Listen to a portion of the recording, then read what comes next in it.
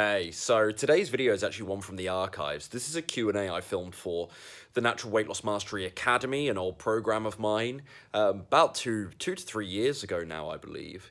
And so some of my answers here are ever so slightly outdated, but hopefully useful and actionable information for you.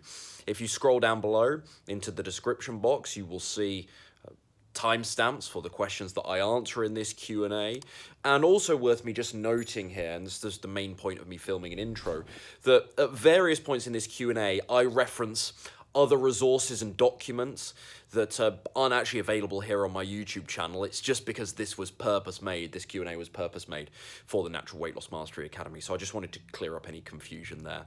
Okay, that's enough from me. Hope you enjoy.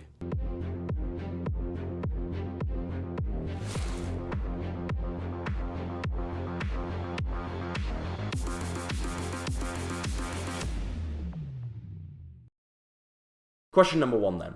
If someone was to lose, say, 150 pounds, what would be the best way to deal with loose skin other than surgery?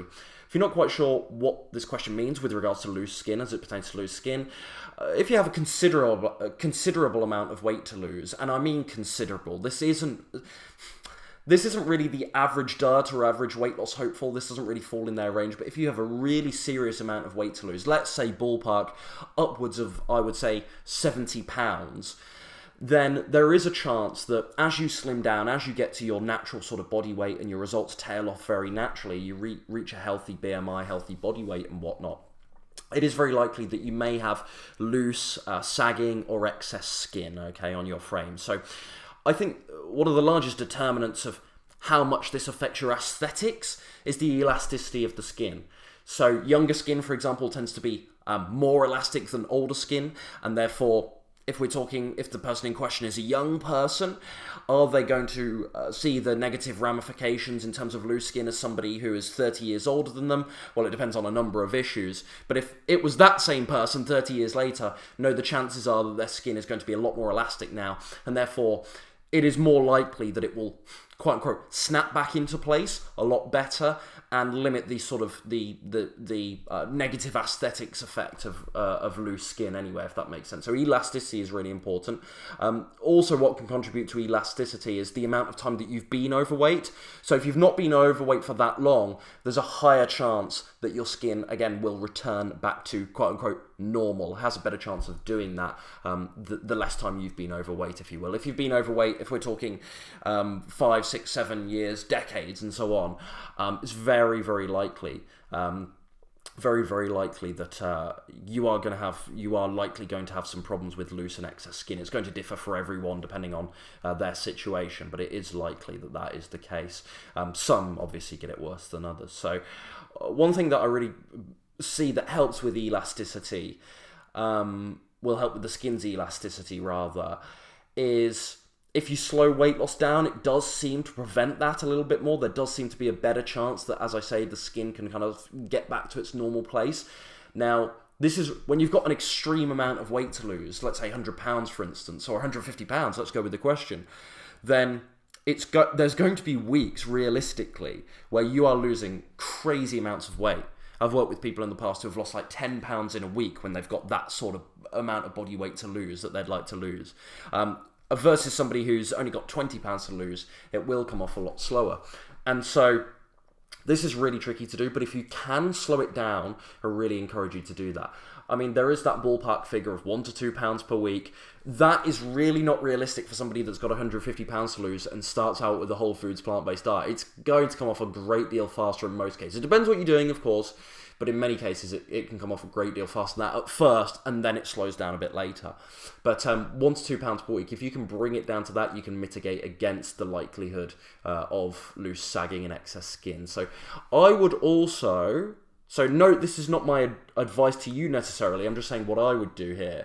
If this was me, and I had the intel and the knowledge that I now do, I'd also do a little resistance training whilst losing weight to sort of shape and kind of tone that underneath muscle as well, underneath the sagging skin. Now, there's a lot of talk about ointments and creams and some supplements that will help with this. Truthfully, if I'm really going to speak honestly on this, I really don't think these things can make a difference, or a significant difference, I should say. I really don't. If you've if you've been overweight for a long time, perhaps if you're an older person, perhaps if you have, you have lost some astronomical amount, like 150 pounds, it is very likely that you're going to have a decent amount of loose and excess skin, and a cream or an ointment, it isn't going to take that away for you, I'm afraid to say. I'm not recommending surgery, but there isn't anything that's going to aesthetically yield anywhere near as significant results as surgery. So that's not me recommending surgery by any means, but truthfully, I don't think there's anything that can come close aesthetically for taking care of that. So all I would say on this is, aside from what I've said already, is please, please, please don't let the proposition of loose skin put you off from losing weight. Ultimately, you're here, you're in the academy, you know this is the right thing to do. You know that maintaining a healthy body weight is inextricably linked to, lowering risk of disease, maintaining decent health levels and whatnot. And so I wouldn't want you to stop the aesthetics worries and somewhat superficial, although that's easy for somebody that doesn't have loose skin to say, somewhat superficial negative feelings caused by having loose skin. I wouldn't want those things to put you off losing weight when you know that's the right thing to do, is what I would say on that. So again, I don't know if I've answered the question in a way that will be pleasing to the question asker here, but I just got to be honest with that one. There is not a lot you can do about it, is what I would say, aside from surgery. Not that I'm recommending that. But as I say, slow it down. I would do a little resistance training as well, but that's not going to stop the loose skin itself, but it is going to change your body, the physique and the look of your body composition and whatnot as well. So if you are worried about the aesthetics, that could help. And don't let it put you off. Don't let it put you off weight loss, is what I would say. Number 2, how to handle family events and social interactions without drawing attention to our weight loss journey. My question back at this is, why wouldn't you want to? Is it a case that you don't want people to notice and compliment you? Maybe I've got the wrong end of the stick with this question here. So I could have some clarification in the Facebook group. That might be helpful from the asker. But I mean, in terms of handling social situations, events, conversations, without drawing attention to our weight loss journey, my question would be, why wouldn't you want to? Why wouldn't you want to? Why wouldn't you want people to notice your good work and your hard work and moving towards something that you've been wanting to do? Why wouldn't you want people to recognise that and acknowledge that? I would say that's a really positive thing overall. So, if somebody does compliment you, even if it feels a little awkward to you, enjoy it, say thank you, and then move the conversation on. So if you do feel a bit awkward about it, you don't really want to get into it, you don't want to talk about it, if you do receive a compliment, say thank you. You don't have to pay a compliment back. Just say thank you, then move the conversation on. Now, what I most likely think this question is about is probably negative attention. So if we are, but I just wanted to cover that.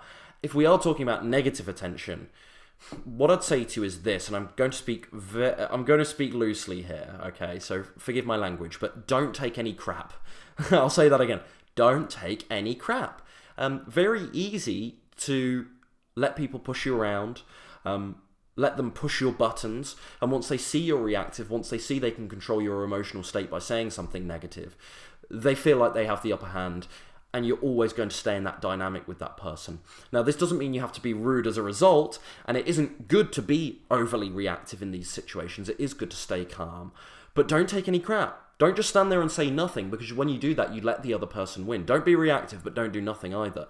So if somebody was saying something negative, like, why are you doing that? You're fine as you are. Why are you eating like this? What about protein? Blah, blah, blah. Say something here's what I would do. I would say something along the lines of, I just think it's wise to care about my health. Don't you agree? And that is such a great way of just putting it back on them. You're not making them look stupid, but if their answer could perceivably look stupid to the rest of the group, the peers in the social situation. Do you see what I mean? So I hate to get micro-tactical like this, and I don't want you to go around trying to engineer social situations on the basis of my advice here. I'm just a weight loss coach. But saying something like, listen, I just think it's wise to care about my health. Wouldn't you agree?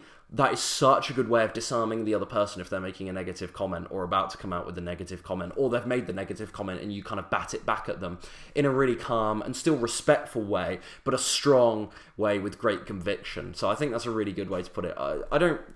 Don't you think it's important to care about health? So do it in a nice way, don't be rude. Don't you think it's important to care about these things? I do. I do. I've realised it's really important to care about my health. Don't you agree? Because there's no... If they say no to that, they're the one that looks like a fool. And that's why it's brilliant. They can only say yes to that. They can only be compliant to you. Again, I'm not a social teacher. I'm not a relationship coach or anything like that. But I just think that's the way to handle that sort of thing. So don't take crap from people if they give you negative comments. That's one thing people do all too often with... Certainly with like veganism and plant-based diets, they let people just, say stuff all day long, and they don't handle it in the right way. They either A, launch back quite rudely and aggressively, and that doesn't play out well, or B, they just stay silent.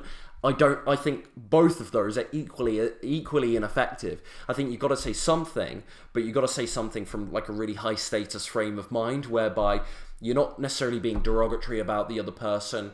You're still acknowledging that they've said something, but you're sort of putting it back on them, and you're just sort of defending your own territory, if you speak, but doing it in a disarming manner rather than an aggressive manner, if that makes sense. So the thing to note on this is, ultimately, I think, is people who are on their mission, who are staying in their lane, who know what they want in life, they don't care what other people say. They don't care what other people think, even if they don't say it. They do not care what other people think and say. And I think that's what it all comes down to. So what I would say to you is, if you can get a bit of that sort of swagger about you, where we're not talking about being arrogant or obnoxious or rude, but where you're clear on the path you're going and you're fully bought in, if you can sort of develop that mindset where you know this is the best thing for you and you really own it, and you're treating weight loss like your duty and your obligation, you're treating plant-based eating like something you absolutely know you've got to do and you're happy to stick to, and you're thriving and you love it, then it doesn't matter what other people think. It really doesn't.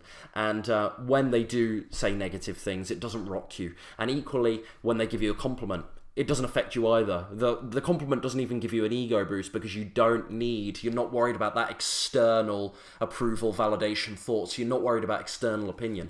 It's all from here, because you're staying true to you.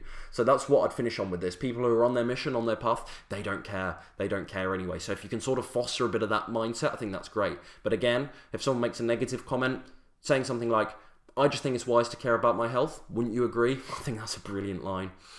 Number 3. How to resist white bread, the French baguette, for example. For me, I can see the issue just because of the wording in this question. The way you resist white bread is by not, sounds so rudimentary, is by not treating it like it's irresistible. Give me a second to unpack that before you move on. The way you resist white bread is by not treating it like it's irresistible. The fact that you've actually asked this question, asked it in this manner, already gives that white bread power over you. You're admitting, by asking this question and saying the word resist next to the words white bread, you are already admitting that it has control over you in your mind. Okay? Somebody who successfully resists and believes they can resist white bread doesn't even ask this question. And if they do ask this question or a similar question, they don't word it like that. They don't put the words resist and then white bread next to one another. Okay, so the fact that you even ask this question in the way you have, I can see linguistically, this is a huge problem. So I know this sounds really, really basic, but stop relating to the white bread as something that has power over you, quite simply. And you start this by monitoring your attitude. Excuse me, folks. That water's gone right through me. And monitoring your self-talk. So realize right now that it's just a story. It's perhaps a story from your past. Perhaps it's part of your culture and upbringing. Maybe there are many times in your life where you've had white bread and and French baguettes, and you've associated it with certain events or certain feelings, a happy event, a celebration, something like that. I don't know the wider context here. But it is just a story. It is nothing more. It is nothing more. Now, when we have afflictions for certain foods and cravings and taste preferences for certain foods, there are things happening biochemically that can dictate these things. But first and foremost, this is so we have to look at that as well to answer this question thoroughly. And I'll talk on it. There's a similar question down below, so I'm not going to go into that right now, but I will cover that a bit later on, just know that. But First and foremost, we have to think of this as a narrative. It is a story. You've developed this feeling, this script, this idea that white bread has power over you. And the problem is, when you ask a question like this in the manner you've asked it, you're just reinforcing that idea. You're reinforcing the idea that it has power over you. You have a story that you cannot resist white bread, and each time you give in to the white bread or talk about giving in to the white bread, you just reinforce that story. You just contribute further to that cycle, to that loop. So you've got to escape that. Be mindful of your verbiage is the first thing I'll say to you, because this is, I said at the start here, I know where you're going wrong because of the way you ask the question. It's all in your self-talk. It's all in your attitude. Be mindful of the verbiage. Go cold turkey. Just say no to white bread. Just say no to it. I could give you a load of tactics here for what to do about cravings, recognizing physical and emotional hunger. I could give you all of that stuff. I've shared a lot of that stuff here. Ultimately, it comes down to you just being like, no, I'm just not going to have the white bread. I'm just going to stay disciplined. But if you keep reintroducing the white bread every now and again, you can't do that. You don't give yourself an opportunity to do that. You show yourself that it still has power over you, and that becomes your recurring thought, your recurring belief. That becomes your learned behavior. And so you end up asking questions like this. How do I resist white bread? I can't resist white bread. That's what you believe. That's what you believe right now, because that's what you're doing. It's a self-fulfilling prophecy. So for you, you've got to change the language. You've got to change the verbiage. Instead of, how can I resist white bread? I find white bread irresistible. I used to like white bread. I don't do that anymore. I used to like white bread. I'm not having it anymore. Okay? Change your attitude and it will change your decisions. Change your attitude and it will change your decisions. So it's got to be a take it or leave it thing. If there's white bread in front of you, it's not, I can't resist it. It's, take it or leave it. I could go without. No worries. Yeah, I used to like that, but no worries. And I know a lot of people really struggle with this. The only way you're going to get to that point where you can take it or leave it, as I say, is by training that discipline muscle, by saying no, and learning that this so-called addiction, this belief that you've got an addiction to white bread almost, by learning that is a story and a narrative first and foremost, you can train the discipline muscle to say no to it. So, and remember, there's a compound effect to saying no. So the first time you say no, and the second time you say no, and the third time you say no, it's going to be really, really hard. But the fourth, the fifth, the sixth, and the seventh, it will be easier because you've trained that muscle. You start to change the narrative. You start to change the firing of the neurons and whatnot, and we'll come on to that later. So it might feel tough, but you just got to go cold turkey. You just got to say no to it. And I think that really starts with your attitude and your self-talk. So I used to like white bread. I'm not going to do that anymore. I'm making a decision. I don't do that anymore. Okay? We're not, by phrasing the words, by phrasing statements like, I can't resist white bread, you just reinforce the idea. You just reinforce the idea that you can't resist white bread. You keep doing that. Keep doing that. So change your attitude, change your self-talk, and it will change your decisions. Number 4. How long does it take for the body to adjust to whole foods, plant-based? I think I answered this in my YouTube live yesterday. I think this is from Angie, so maybe Angie doesn't still require an answer, but let's do it briefly here for everyone else. The first thing on this is, depends what you're talking about. I think Angie was, if from memory, asking this in relation to like gut bloating, digestion, stool issues and whatnot, and bathroom issues, let's say. So that's a slightly different answer to other people who might be wondering or asking this question from a point of view like, how long is it going to be before I start seeing weight loss results on a whole foods plant-based diet? How long is it before I start feeling good on a plant-based diet? Before my energy is really good on a whole foods plant-based diet? I've got 2 different answers. So for the first one, in terms of gut bacteria, the microbiome adjusting, getting control of these, getting used to rather all this fiber in your system, I think 3 to 4 weeks seems to be the mark. Now, you might have underlying health issues, you might have a particularly poor gut bacteria right now, and therefore you need some assistance with this. Maybe you do have something like IBS or SIBO, for instance. These are rare, but maybe you do have something like that. So they need addressing, but generally speaking, for most new plant-based dieters, we're talking 3 to 4 weeks before the body gets used to this food, before the bowel is used to it, before essentially the microbiome, the gut bacteria in your digestive system adapts and develops and grows what it needs to cater for that new food that you're suddenly feeding it, all that new fiber as well. So my answer there is 3 to 4 weeks on those sorts of issues. Now, in relation to weight loss results, in relation to energy, things like that, these should be noticeable faster if you're taking the right steps. If you're not noticing these things within the first, let's say, because I don't want to say like couple of days, but some of these things will come in the first couple of days. They should come in the first couple of days. But let's say, because I don't want anyone prematurely doing anything wild here, let's say 1 to 2 weeks versus 3 to 4 weeks for these more sort of, what should we say, gut-related issues, because they are stemming from the gut. But for those other things like weight loss, energy and whatnot, 1 to 2 weeks, we want to be noticing a difference, okay? Nothing magical is going to happen later after 1 to 2 weeks if you don't notice any change in 1 to 2 weeks. Does that make sense? You're not going to be on a plant-based diet for a month, lose exactly 0 pounds, and then it suddenly drops off without you changing anything. So if you're getting to the 1 to 2 week mark and you're not feeling good in yourself and the weight isn't coming off, for instance, that's a sign that you need to change something up. That doesn't mean quit the diet, but that means change something up and seek out my advice in the academy and whatnot. But yeah, certainly with gut stuff, a little bit longer. Number 5, how does this way of eating supply my body with all of the nutrients I need to assist my healing brain? Big question here. So obviously, the big caveat here, and the first thing I must preface the rest of my answer here is that cognitive health is clearly not my domain. That's not what I do. I'm a weight loss coach. I'm not medically trained. I'm not even a nutritionist, guys. So I am a weight loss coach, which there is no formal training in, sadly, at this time. So that's what I do. So many of the matters that I sometimes start delving into on my YouTube channel and in the academy, they aren't actually my wheelhouse. I am confident enough that I'm so far ahead. When I say so far, I don't mean like I'm so far ahead, but I'm enough further ahead than many other people that I can give them really helpful advice on many of these subjects. And so I still do weigh into these things from time to time, but generally, of course, I feel that I absolutely must stay in my lane on these things, and I wish to quite honestly hold my hands up and say I don't know to questions that I do feel are out of my depth, or even if actually internally I'm quite confident that I do know the information on them, often I'll say, listen, I'm going to pass on that, because I do care about giving the right information, I suppose, and so, or I try to as best as I can. The ego can let yourself run away with it. So it's really important for me to say that cognitive health is not my domain. So what I share here are just some of my early thoughts on this, is what I would say. And when I say early thoughts, that sounds like it means that I've spent about 10 minutes looking at this subject, but this is the accumulation, the information I've learned on nutrition, plant-based diets and whatnot, but I must stress it's not my wheelhouse.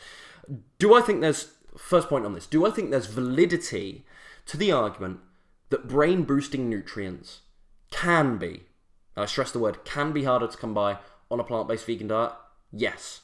I do think there is some validity, not loads, but some validity to the argument that brain-boosting nutrients can be harder to come by on a plant-based diet. Do I think it's impossible to get brain-boosting nutrients on a plant-based diet? Absolutely not. Do I think that many brain-boosting nutrients are more bioavailable on a plant-based diet than, let's say, a meat-based diet? Yes, I absolutely do, just for the record. But I do think there is some validity to the argument. So the likes of omega-3s are, I think, the most obvious example of this. So particularly DHAs, which are one type of omega-3, they're associated very heavily with improved brain function. B12 is also linked to improved brain function, but I just, this whole sort of B12 vegan thing, my head is in my hands a lot on this subject. It's really not hard to get B12 in fortified foods. There's so much of it in the likes of nutritional yeast, so get some nutritional yeast on your diet first and foremost. Plant milks as well, many cereals and whatnot, like many bran flakes, they've got B12 fortified, other foods as well, got B12 processed foods as well, they have B12 fortified in them, so that's great. And then what I always advise is supplementing B12 anyway. That's the one supplement that I always advise that people take. Okay, some of the others, it's kind of maybe, depends on what else you're doing, your situation, so on and so forth, any underlying health issues, blah, blah, blah, blah, blah. B12 is the one that consistently, since starting my channel, I've said, yeah, you should supplement that. I've just made that a general rule for everyone, to be sure. So, So when people argue against plant-based diets for the fact that you don't get enough brain-boosting nutrients, I can sort of understand where they're coming from an omega-3 perspective, but not with the B12 perspective. So I know that's a huge tangent, but that's important to note. I think that's ridiculous. But DHA omega-3s can be tricky, to be fair. They can. Many plant-based foods do contain omega-3s, but mainly the type called, mainly ALA, which is another type of omega-3, not DHA. Now, this is where it gets really confusing, so follow me if you can. I'll try and make it very simple. ALA can indeed get converted to DHA, but it isn't that much of an efficient process, and there are some people whereby that process doesn't happen quite so efficiently as it does with others. So conversion isn't always that good, I would say. So this is where, to many of you, an algae supplement will be really useful. And this is where, for those of you who are particularly concerned about brain health, an algae supplement with DHA will be really, really useful to you. So, and again, just to balance this out, because this sounds like I'm talking quite negatively here about plant-based diets as it pertains to this subject, just to balance this out, the variety of nutrients that are abundant in plant foods are so good on the whole for brain health, like selenium, vitamin C, vitamin E. Again, this isn't my wheelhouse, but just from basic nutrition knowledge on this. Then of course the avoidance of potential neurotoxins in many animal products as well. That's a great thing as well. So cholesterol. So although a lot of people talk about cholesterol in the brain, let's not even go down the cholesterol route as it pertains to brain health. Also look at free radical damage as well. That's a big thing. So plant-based diet's really, really good for these things. But I think there is a valid argument about omega-3s. So what I'd say to you on this, to break this down into actionable steps, even though this isn't my wheelhouse, I would take an omega-3 supplement. I would look at free radical damage, because that's really important. I would also check out Dr. Neil Barnard's work on the brain. I think he's got some good stuff on this. So what I'll do, actually, I'll link one of his lectures in the notes, comments down below. So take a look at that, take an algae supplement, and I think you will be, I wanted to say good to go there. Depends what else you're doing. But I think that's a good start anyway. Again, this isn't my wheelhouse, but hopefully that's helpful. Number 6, when someone asked about meat and dairy and social pressure... Hold on, let's try that again. Let me have a sip of water first, guys. Let me just see how long we've been going here too whilst I do that. Oh, quite a while. Quite a while.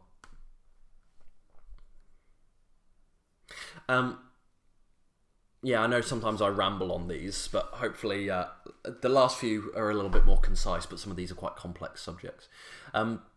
So, number 6, as I say, when someone asked about meat and dairy and social pressures, you answered by saying, our taste buds can't change if we continue to introduce meat and dairy. Can you explain the science behind that? I'm finding it hard to say goodbye to salmon and sour cream. Great question.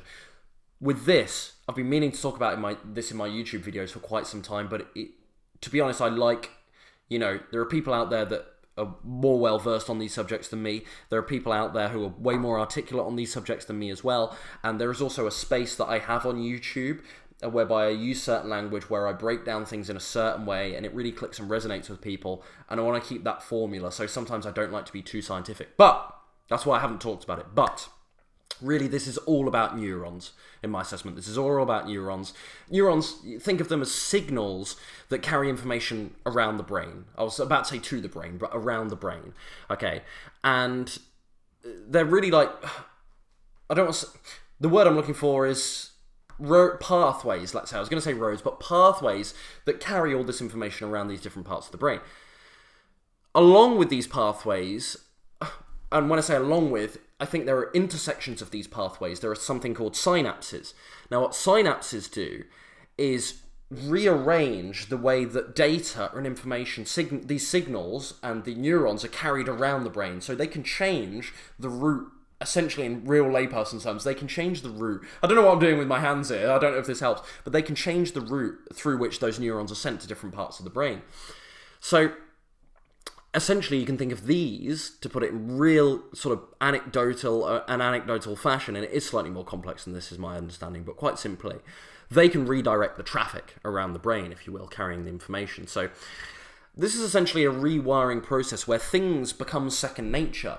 You keep using the same sort of neuro pathways, and what happens in time is that becomes regimented. Things become second nature, things become habitual to you.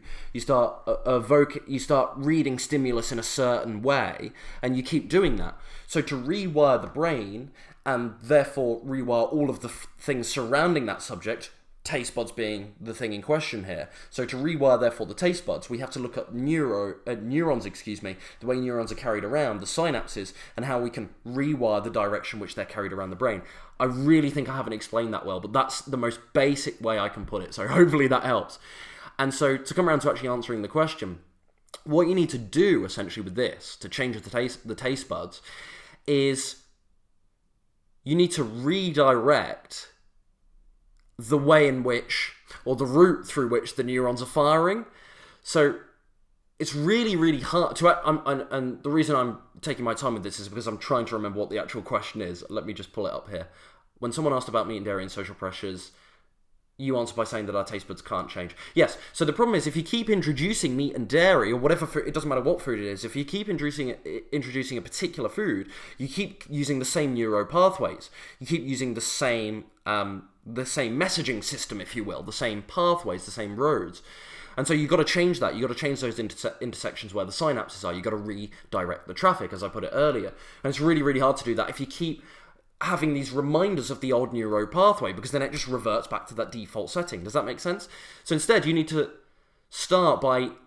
So with sour cream, for example, you need to start by not just getting rid of sour cream altogether. You need to have a vegan sour cream. You need to have a vegan sour cream so you can manageably and slowly change the pathways that your brain is using to carry those neurons, to carry that data around the brain. You need a vegan sour cream, and you need to trick yourself into the necessary change. And there's a great vegan sour cream recipe in Help I'm Hooked on Plants. Rather than salmon, what you need to do is have... marinated carrot vegan salmon, if you will. You can find many recipes online with Google. Run them by us in the private Facebook group, and I'll tell you if they're Ryan Adams Weight Loss and Health approved. But get oil, I was about to say oil-free sort of marinated carrot, which you can make very easily at home. And once a week, you need to have that vegan salmon dish. And in time, what you can do is, or in time, the goal really with this is to change the pathways, get the synapses changing the way that the neurons are carried around, if that makes sense. So basically, this is all... So your question was, can you explain the science behind that? So that's why I've gone on about these neurons so much here and the pathways and whatnot. This is called... This process is...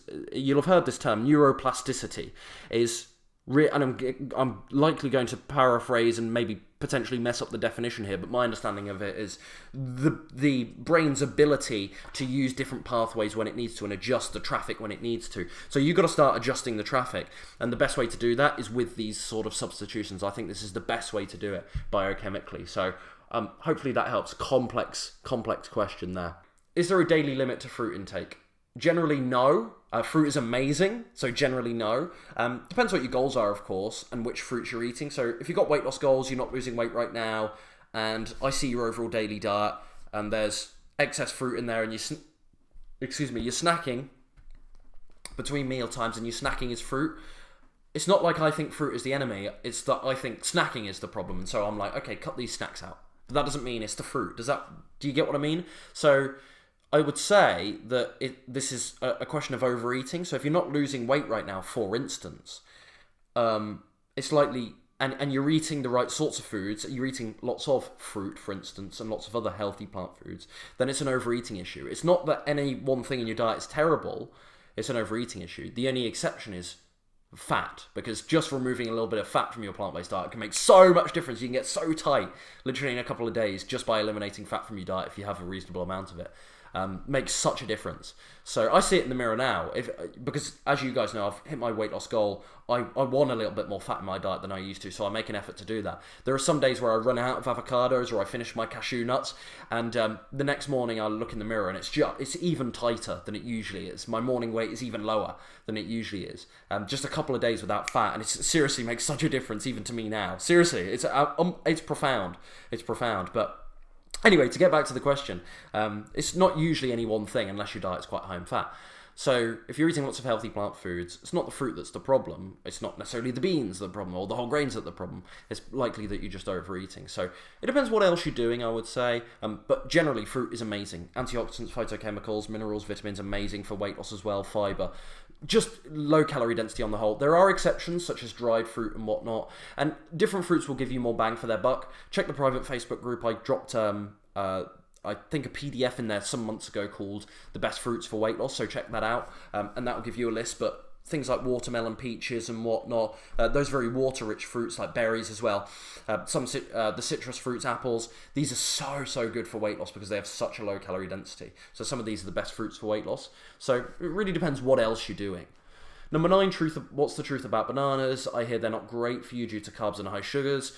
Absolute rubbish. Absolute rubbish to me. They're absolutely amazing. Amazing nutrition in bananas. Again, it's in a similar vein to the previous question. There are lower calorie density fruits if you're struggling to lose weight than bananas. So maybe you might, if you're having 5 bananas a day in your smoothie, then maybe you want to switch and you're not losing weight. Maybe you do want to look at where your fruit is coming from and the type of fruit you're eating.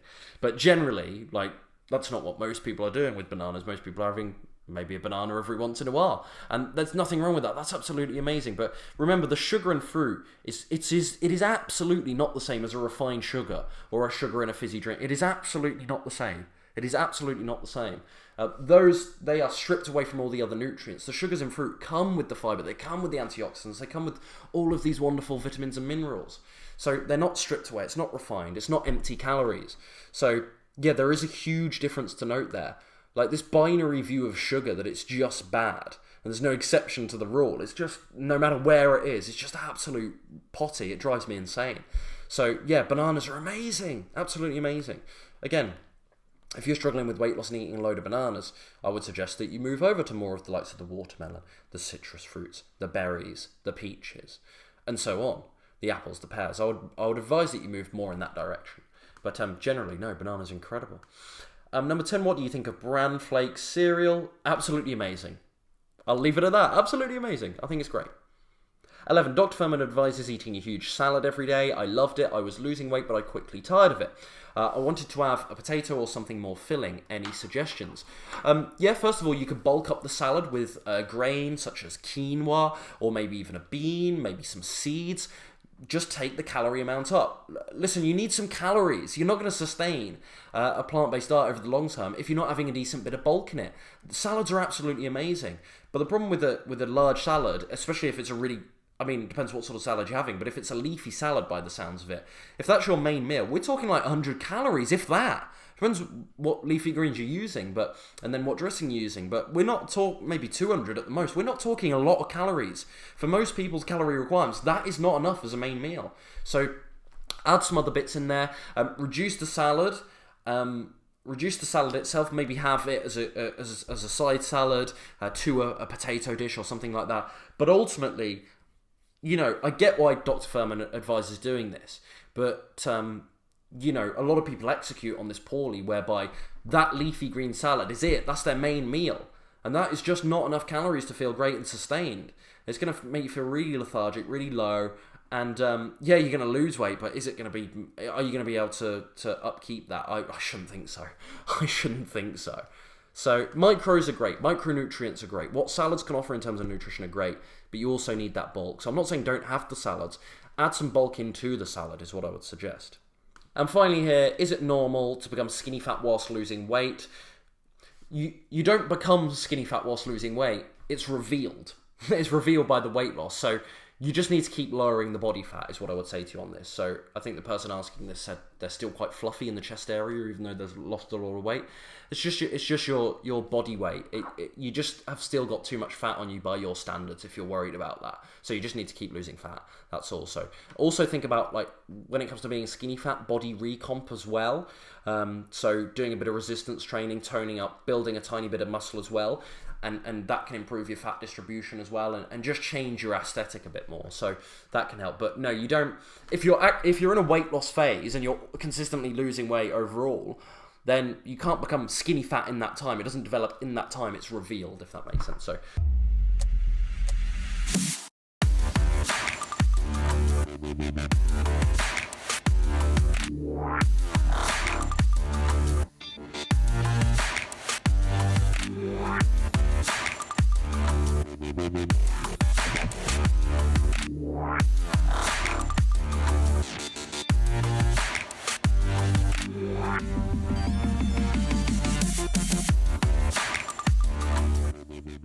It's the single best thing I've ever done is work with Ryan. And I know that sounds dramatic, but it's true. Hands down, you're the best decision I ever made for myself in a long, long time.